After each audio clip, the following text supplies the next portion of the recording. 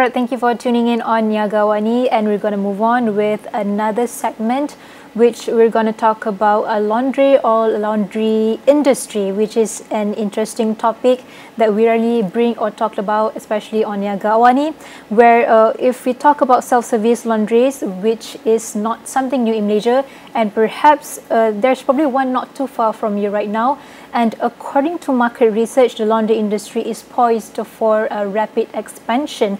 And if I could say a little statistics here, the home and laundry care market in Malaysia is expected to earn $1.14 billion for this year alone, 2024. So to speak further on this, we have the right authority joining me in the studio right now this morning, which is the co-founder and executive director of dobiQueen herself, Nini Tan, the person who's responsible in making any loads lighter, which can be any loads, it's a laundry or perhaps the household chores. Yeah. So perhaps we could start with the first one. I read online that you worked in a digital marketing before venturing into business. So yes. What was the transition like, and what inspired you? Right. What inspired me to go into self-service laundry would be, I was a laundry user when I started working. And after work, I go back home, there will be some follow-up work to do, just like many of us. And then after that, there will be household work, whether it's cleaning up, and one of the heavy one is laundry. So that is where I felt tired. And usually I'm not really in the mood to connect with anyone, any loved one at home, or do any activities that's for myself. So that is when I also started using self-service laundry. And I found that the quality can be better. So that's where we improve. I'll talk more a bit about that later on. And why the digital marketing to retail is, I realize I am someone who is more energized when I am dealing more with people than I would say data or computers. With digital marketing is very, you look at the screen more. So I am maybe more simple in the sense I like to interact with people. So that is where we went into, and I saw a gap that we can improve laundry. So back then I had to bring my own detergents, softener, and I felt that laundry itself is already heavy, even just for one person. Correct. And if I'm going to carry additional bottles, and after that dirty my hands and to clean my hands, and I always have to run back to a laundry to move the wet clothes to the dryer, I find that all these little pain points can be better addressed. So in dobiQueen, what we do is we offer warm water, we offer branded highest quality detergent and branded softener that has perfume. And all our clothes, after the drying, don't need to iron. So tak payah gosok. Oh, memang siap. amazing. You just gantung je. Oh. Yeah, so that helps with a lot. Yeah, I'm sure a lot of us have experience of ironing and then peluh-peluh semua after that. Yeah.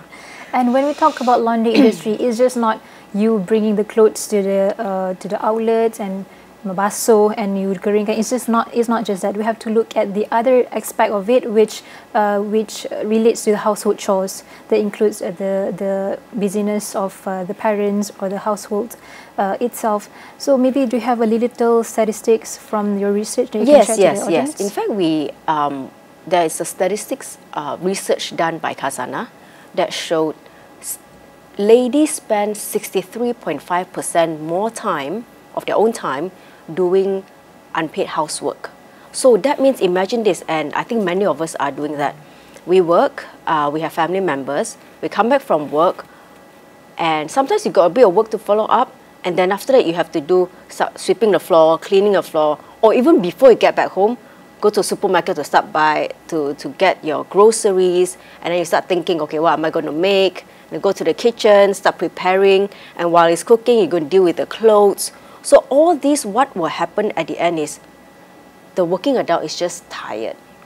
So when they're tired, nobody would really want to spend time, hey, let's sembang, let's hang out, let's connect, let's talk. Even when your children come to you, go like, pergi main sendiri, main sorang-sorang. Okay, I'm tired. So in the long run, that is not a must, but it can affect relationships at home. Yeah. So one of the vision of dobiQueen is to remove and reduce burden so that families can connect better, or even just taking back time to connect with yourself, to do some self-learning, do your hobbies. Yeah. And actually that's important to note as well in terms of relationship, how this laundry industry or laundry can actually help you with your relationship with your family and loved ones. And that's amazing. But however, it's important to note as well that when you do laundry, it includes cost as well. But how do you integrate, how do you think about the B40 communities? Like they want to spend their time with quality times with the family, but at the same time to do laundry that includes cost as well. So how do you manage affordable services to them? Right. So as of now, I would say we are still in a very affordable price range. You're talking about, let's say, a week's clothes for 2 people. Let's just take a couple. It would be between like 15 ringgit including dry. So if it's for two adults and 2 children, maybe about 20-ish per week. So that is still in the affordable range. Yeah. So that's how we still maintain we can serve the mass effectively. And we also cut down time, so they don't need to iron. There's already a lot of time that they can take the time to put in their career. They can take the time to do self-learning that then translates to possibly higher package in terms of their income in the future. Because you need to invest in yourself in terms of learning. Let's go back to the business or the whole industry. We are moving towards a sustainable world globally right now. The movement is to work closely towards sustainability. For dobiQueen itself, what's your strategy in bringing this industry or laundry aspects towards a more greener world? So there are a few things that we have been doing from the beginning. First is the recyclable bag. We have a big recyclable bag because we noticed that there are some of our users that come with the big plastic sampah hitam. So when they bring, and sometimes it tears, so they just throw it away and then we give them another plastic. So the more sustainable way, more environmental friendly way would be we made this big bag, yellow bag, for those of you who have it. It's about this high, this size and like this width. And they will use that repeatedly. And sometimes I actually notice our users, somebody koyak, they still use, right? So that is one. The other one, we install motion sensor fans. Because, we have motion sensor fans. So sometimes customer will come in and start looking at the fan, why is it not working? Then they'll move, then it starts spinning. And we also use energy saving lights. So for instance, daytime, we only turn on the back part of the shop, the lights for the back parts, but the front, dah terang. So we save energy that way. And then we also use very minimal electricity in terms of by using timers. So there are some big exhausts at the back that we only turn on during the day. Nighttime, when there's less people, it's actually off. So in all this sense, we are doing things to make sure it is more environmental friendly. Yeah. That's in terms of sustainability. With we want to maintain high sustainability standards, but at the same time to reduce carbon emissions across all outlets.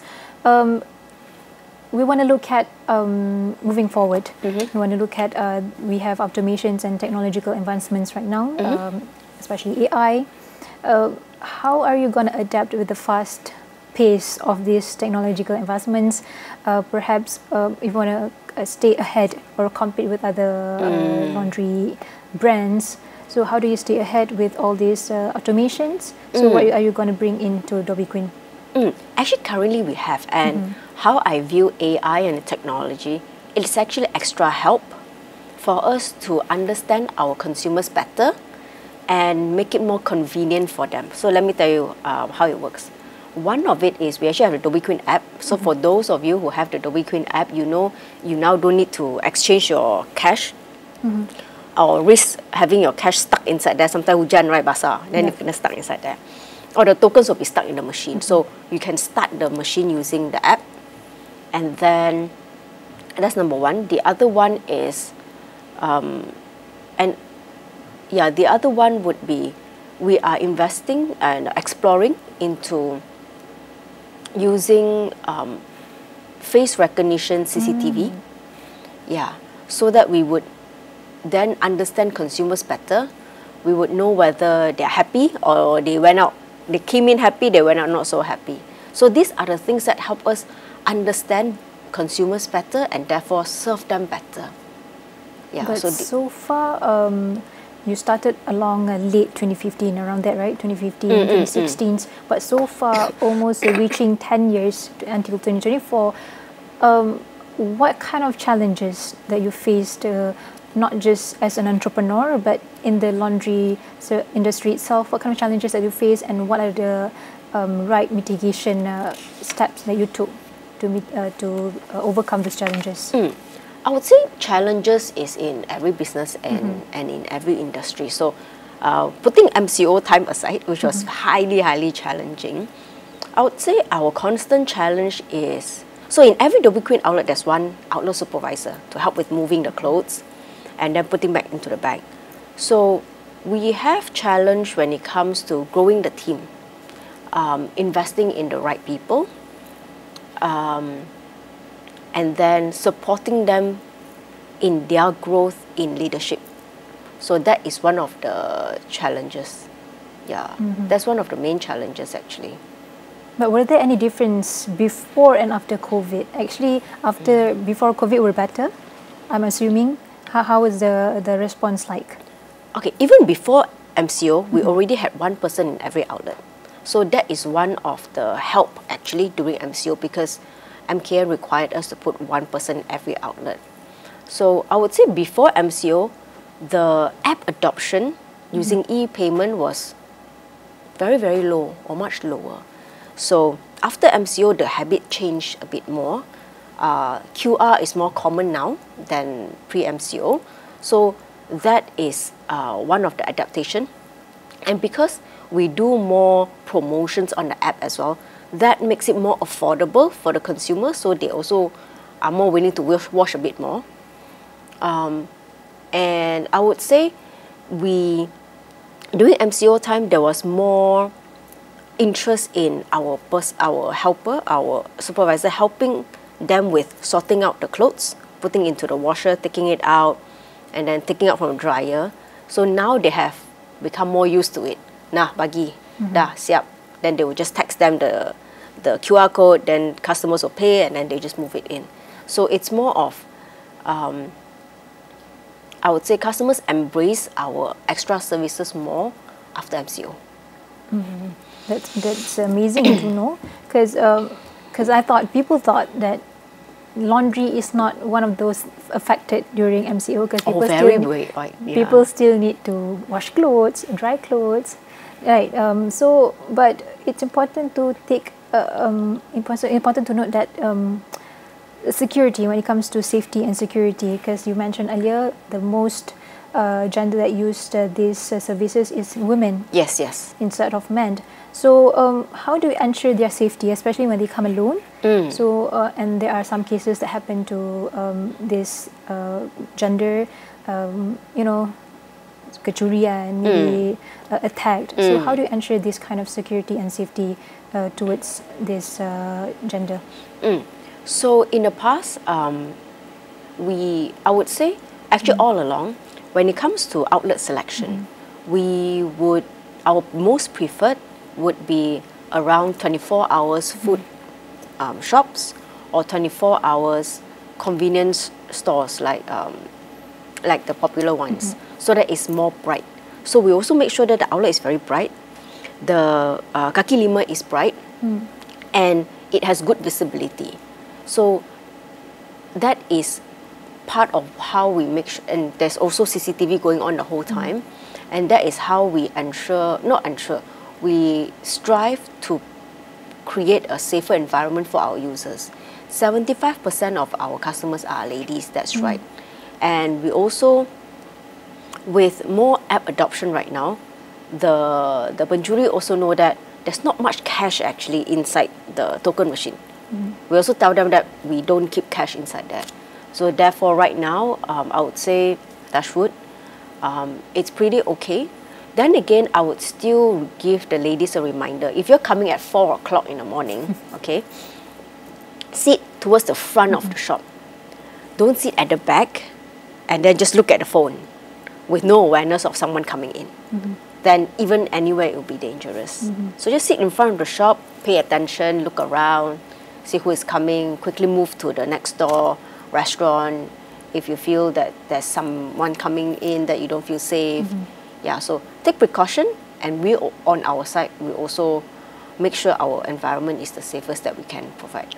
But do you have any emergency bell or anything installed in the store? Actually, we installed before. What happened was we were pranked. Oh, that happened? Yeah. How many times? A couple of times, and authorities don't really like that. The children go there and tekan as well. Okay. Yeah. So they were removed? Yeah, we disengaged that. But usually we are really next to the convenience shop. Yeah. So as long as you just pay more attention, it's actually quite safe. And as of now, I read here that you have about 80 plus outlets. Yeah. After about almost 10 years of operating. So moving forward, your aspirations, how do you plan, or how much do you plan to introduce new outlets in a year? Yeah, our plan will be 20 a year, going further and further out, because in order to serve a larger circle, we will have to go nearer to them. No one from Sedang will come to, say, Sri Gombak to do laundry, unless they have a family staying there. So the plan will actually be going further, and we will also find a way to make pickup more reachable to consumers who they have young children at home. It's not convenient to go out, or their timetable is so busy they don't feel like going out. So we reach out to more and more customers that way. Well, what about your resilience plans to compete with other competitors? So how do you stay ahead in terms of business strategy? As an entrepreneur, we believe you have long-term goals. So what are those that you can share to us? So I would say for that, one of our value would be long-term sustainability, and we are very much about innovation and enabling our team to create more solutions that makes laundry even more convenient. So let me give you an example. Most laundries don't have anyone in the outlet. We put one person there to increase the convenience so much that consumers just need to drop off, they do their things, then come back and pick it up. That's right. And so on top of that, right now we also notice that there are some mothers who come with very young children. So one hand is handbag, one hand is laundry bag, another hand is the kid. So how do we make it easier is we now allow customers to just stop at the shop, press the hong, then we will come out and get it. So that one is still at its infant stage, but that is what we want to achieve. So the mother don't even need to get down. She just need to park there, then we'll come out and get it. So these are some of the innovation, small innovation that we do. The 6-hour pickup is also one of it. So we go to someone's house, they make the order online, we go there, pick it up, and in 6 hours time, we'll return the clothes all clean, nicely folded. So these are the things that we continue to close the gap and make our quality even better in terms of service. But actually, this may sound small, as if the pickup services may sound small to others, but actually gives a lot of impact, especially towards a working mom that has no time to deal with all this. Especially when they're very young children. Yes. Yeah, 1 year old, still crawling. Yeah. And babies as well. Yes, maybe to have a little statistics on men doing household chores on the KRI research earlier. That one, it just shows that ladies spend 65% more time. We didn't look into the men's one yet, but this is really very significant because when the ladies who work and spend that much more time, it means that they are much more tired. Yeah.